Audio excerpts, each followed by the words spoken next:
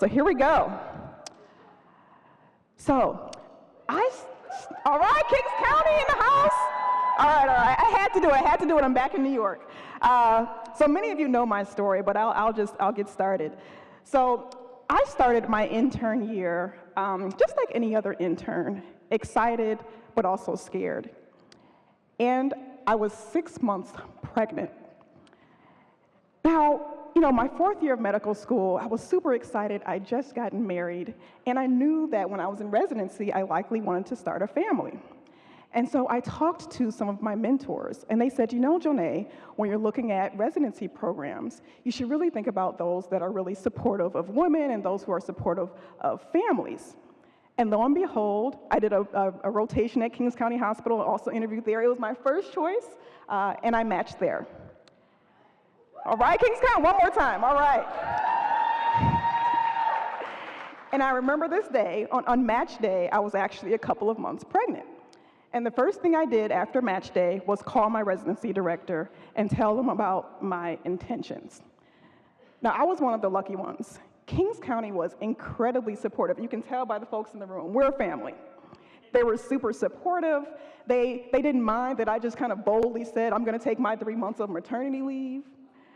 I even got a lighter rotation towards the end of my pregnancy. And you know what? I couldn't even make it to the end of my pregnancy, and Dr. Cass knows this because she sent me home one day, because I just couldn't walk. And so I called my residency director and said, you know what? I don't even think I'm gonna make it. That said, I was in super duper shape. I was doing my yoga. I even planned to have a natural labor. I don't know why, but I did. And then, it all exploded in my face. 3 weeks after the birth of my child, I was having the worst headache of my life. I was crawling around on the floor, holding my head in my hands. I went into my own emergency department where I worked, and I was diagnosed with bilateral subdural hematomas. And this was my CT scan. 12 years ago, on an October Sunday, I had emergency craniotomies to save my life. Now, coming back from that was no small feat, and I don't really remember all the details of those days, but I recall when I was discharged from the hospital, standing up for the first time outside and pedaling backwards because I was too off balance to stand up. I remember going to a vending machine and holding $1 in my hand and looking at that vending machine and not understanding how I was gonna go from getting that $1 into that machine and that snack into my mouth. Now, I was one of the lucky ones. We all know many people who have a CAT scan that looks like this who don't make it. But I was one of the ones who had the opportunity to answer this question. What would you do if given a crazy shot at life? And so, I'm now back home in Detroit. Where's my Detroit, Michigan people? Shout out, all right. So, my husband is amazing, right? He's not from the Midwest, he's not from Detroit, he's from New York and Bermuda, actually. And so we moved back home a couple of years ago, and it's funny, a couple weeks after we moved home, my husband said, Joneigh, they sure do play a lot of Eminem on the radio here. And I chuckled, I didn't think anything of it, like, why not? But it's true, if you live in the Detroit metro area, they do play a lot of Eminem on the radio, especially compared to the East Coast. But I can tell you, Eminem is one of the most talented people to come out of the Detroit metro area, and he also gives great career advice. So here are some of his words of wisdom from his song, Lose Yourself. And I'll spare you my singing. I have many talents, but I cannot sing or rap, but I'm just gonna read it here. You better lose yourself in the music the moment you own it. You better never let it go. You only get one shot. Do not miss your chance to blow. This opportunity, all right, you got it. This opportunity comes once in a lifetime. I was trying to get like the video in there. I couldn't do it, so I just left it alone. So for me, my opportunity, my second shot was making sure that I was gonna be the type of doctor that I wanted to be. Regardless if I had seen anyone else do it before, regardless of who said I could or couldn't do it. And for me, that meant, did I turn it off? I think I turned it off. For me, I came back to residency, the best you can with 2 holes in your head and a kid. But I think I did okay. And I ended up continuing on, and I ended up having another child. Crazy, right? Had another child during residency, and I ended up being elected chief resident of the Kings County ER program. Very honored. But then, you know what? Residency was ending, and I got a little scared because I felt like I had this dichotomous decision to make. And many of you might understand this, right? I felt like I either had a choice of going into academic medicine or picking a community hospital. And then I felt like, the goal was to try to get the best benefits package you could and buy down enough shifts. And then you go and have your 30, 40-year-old, career, and then everything's all well and good. And I knew that I wanted something different. Now, don't get me wrong. Those are amazing choices, and there's many people doing that. And that's wonderful. There's nothing I have against that. But for me, I thought I wanted something a little bit different. And so literally, in an act of desperation in my final year of residency, I Googled public health opportunities for emergency physicians. I kid you not, that is what I did. And lo and behold, I ended up in Washington, D.C., and thanks to a little bit of luck, some faith that other people had in me, I ended up in D.C. working in the Obama administration in the Office of Health Reform with the same people who actually had written the law when it was in Congress. I ended up working with people locally in Washington, D.C. on violence prevention initiatives. I ended up working with the Surgeon General on federal initiatives to promote prevention and public health. And then somehow, I ended up in Baltimore as the chief medical officer of their health department, where I was working on things like running their 7 public health clinics, working on the opioid epidemic, teen pregnancy, violence prevention.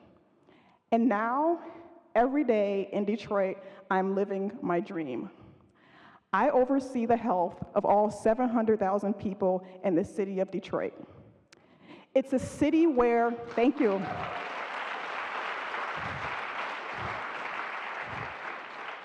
It's a city where 5 generations of my family have lived. It's a city that's seen its share of ups and downs, but my gosh, it's in the middle of a renaissance right now, and I get to be a part of that. Any given day, I'm opening up clinics, working with teens. I can be working with city council or state legislators on bills that help promote the health of Detroit's residents. And any given weekend, I'm still in the ER. Anytime between Friday night and Sunday afternoon, you'll find me in the ER at Henry Ford Hospital. And I love it, and it's such an honor because I'm working alongside medical students and residents and helping to promote and guide the next generation of emergency physicians. That's what being a doctor is to me. And I'm here to tell you all today that we have to build our careers and our lives such that we have no regrets. We have to work like there is no tomorrow. And I'm going to give you 3 specific strategies on how to do that. One, we have to do more things that don't seem like work. Now, I mentor a lot of people. A lot of people ask me how I got to where I am. Success is not about a job or a title. Success is when you're up at 3 o'clock in the morning doing something that you don't even realize is work. You don't even realize what time it is.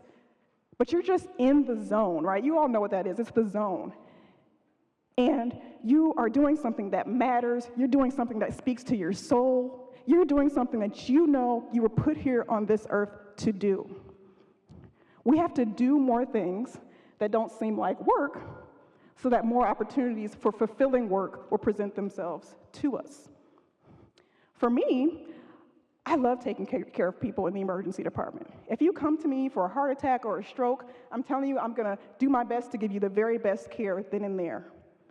But early on in my career, I realized that, you know what? I get really passionate about what happens 10 steps upstream from that person being in the emergency department.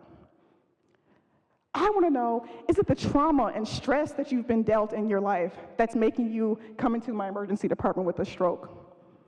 Is it your homelessness? Is it the fact that you have to take 3 buses and walk a mile to get to the nearest primary care physician? Is it the fact that you've got 2 jobs and 3 kids and you couldn't take off work to go to your doctor because doctors are only open 9 to 5, Monday through Friday? Those are the types of things that are exciting to me. And so in my career, I just started hanging out with folks that were excited about that too. I did a lot of things and worked on projects with people who did not have medical degrees, no medical training, but they had master's degrees or PhDs in things like public health and sociology. That is what being a doctor was for me. Everyone has to figure that out for themselves. You have to know what puts you in your zone. And I'll tell you, there's no specific degree that's going to get you there. There's no specific set of courses that are going to get you there. You have to listen to yourself, that little voice inside of you that lets you know what that is, and don't quiet it. We have to be intentional about how we spend our time. There is no more powerful tool that we have than the ability to say no. We have to be able to say no so that we have more opportunities to say yes to the things that are important to us. Now, this can play out both in your personal and professional lives. In your professional life, I can tell you, do not look for resume fillers. Don't look for them. There are many times in my career where I had the opportunity to take certain jobs or work on projects, and they would have looked really good on my resume, but I'll tell you, I turned them down because it wasn't going to put me in my zone. I wasn't excited about it. And I knew that was a great opportunity for somebody, but it wasn't that opportunity for me. On a personal note, I've got 3 kids. Yeah, I went on and had even a 3rd kid. And they are ages 12, 9, and 5. And this year, they're all at 3 different schools. They all have multiple different extracurricular activities that they do. And I tell you, I've made a decision to be strategic and intentional and create the space and time so that I can be present for my family in a way that's comfortable for me. Now, what's comfortable for me may not be comfortable for you, but you have to figure out what that is. So for me, I don't really miss birthdays and holidays. I often, even when I could be in the health department till 9 o'clock at night, every night, to be honest, I could just live there. I don't, because I've decided intentionally the things that I'm willing to sacrifice and the things that I'm not. I do miss some things. I'm missing my child's soccer game right now. But just before I came on stage, my son and daughter sent me a text saying I was the best mommy and the best doctor in the world because they know I'm out here doing a service for people.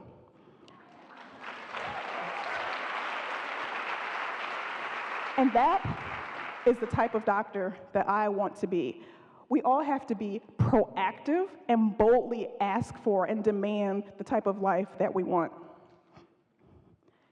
We have to remove the would-haves, could-haves, and should-haves from our lives. We have to live with no regrets. You should never wake up one morning and say, oh my gosh, I wonder if I'd taken that opportunity, or what if, man, I wish I would have done that. I'll be honest with you, for both my roles in the Baltimore Health Department and Detroit, I was not looking for a job. In fact, a couple of them I tried to run away from. But I knew that if I took those jobs, it was in line with my passion, and I knew that I'd be able to do great things, big things for people that I really cared about.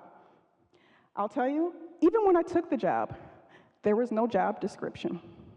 No one laid out for me all the various tasks and projects that I would specifically be working on. But I took the job anyway. So many times when I've mentored individuals, or I've even tried to get people to come and work for me, and they've said, well, wait a minute, I've got a good gig here, I'm not sure, can you give me the 10-page job description? Or they say that they're really comfortable with what they're already doing, or, God forbid, they say that they don't have enough experience, or they haven't done enough things, or they don't have the titles to make them qualified. We have to not stifle ourselves in our careers. We have to be a little vulnerable, take that chance, not ask for the 20-page job description, but follow that little voice inside of us that tells us that we're on the right path. And that's how we'll have a more fulfilling career. So there's no clear path to success, and we really all have to determine what success looks like for ourselves. My path won't be your path. You'll figure out your path when you listen to that little voice inside of you. My near-death experience taught me that life is short. And while I'm definitely still a work in progress, I've committed to myself, my family, and my community that I'm gonna be the type of doctor that I can be, the best type of doctor. Regardless of whether it may seem non-traditional to some, it's exactly what I should be doing right now. We all have to work like there is no tomorrow, because you never know when that might be true. Thank you.